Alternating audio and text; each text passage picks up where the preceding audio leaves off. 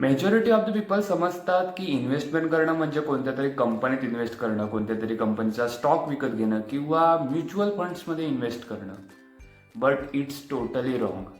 कारण जेव्हा आपण अर्ली टीनेजमध्ये असतो, अर्ली 20मध्ये असतो, बिगिनर असतो, थोडाफार पैसा कमवण्यास सुरुवात झालेली असते, तेव्हा या सगळ्यात इन्व्हेस्ट करण्यासाठी आपल्याला तेवढासा पैसा नसतो. त्यामुळे आपण या सगळ्यात इन्व्हेस्ट करू शकत नाही.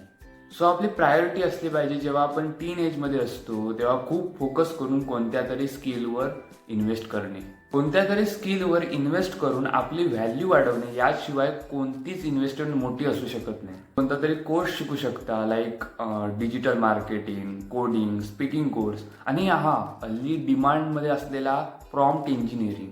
याच्याबद्दल मी नंतरच्या व्हिडिओत बोलेन. मार्केटमध्ये असे अनेक कोर्स अवेलेबल आहेत, ते तुम्ही शिकू शकता. आणि मी स्पेशली रेकमेंड करेन LearnOne या प्लॅटफॉर्मला. इकडे तुम्हाला हवा असलेला कोर्स फ्रीमध्ये शिकू शकता.